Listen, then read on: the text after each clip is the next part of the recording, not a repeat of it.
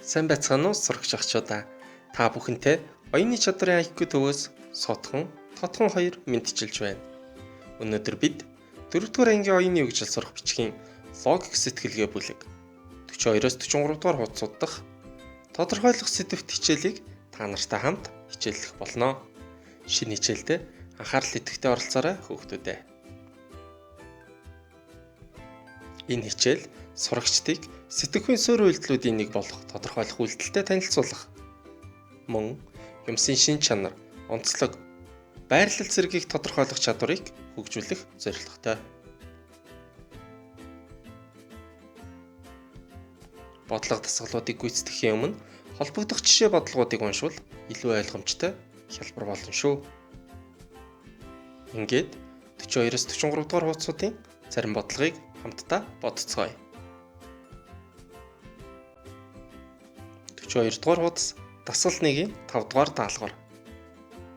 Дараах зүйлсийн 3 шин чанарыг тодорхойлоод тус бүр дээр нь шалтгааныг дэлгэрүүлэн бичээрэй.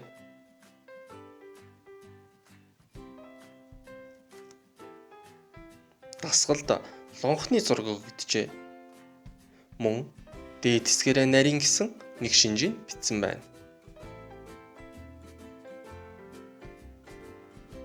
Хүүхдүүдээ ямар шалтгаанаар лонхыг нарийн хүзүүтэй хийдэг юм бол? Маш зөв. Лонхноос уух, аяглах, эсвэл юу ихэд тохиромжтой байлгах гэж ингэж хийдэг шүү дээ.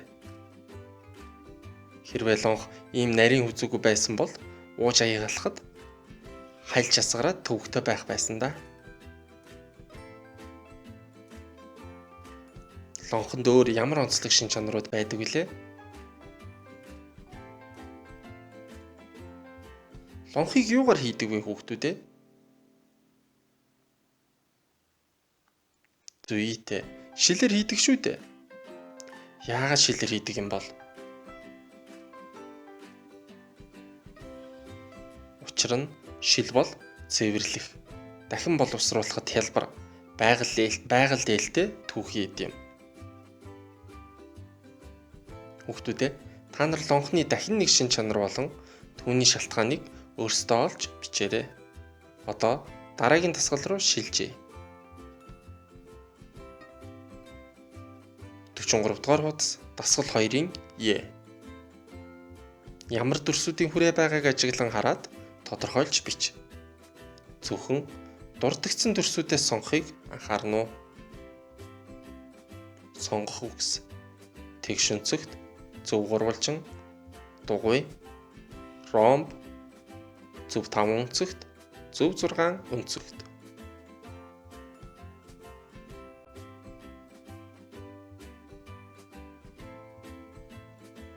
Энэ дасгалын хувьд дүрсүүдийн нэрийг зөвхөн сонгох үгс хэсэгт дурддагцсан үгсээс сонгохыг анхаараарай. Дүрсүүдийг сайтар ажиглая. 3 дүрс нийлж энэ хүрээг бүтээжээ. Дээд талд дугуй дүрс харагдаж байна.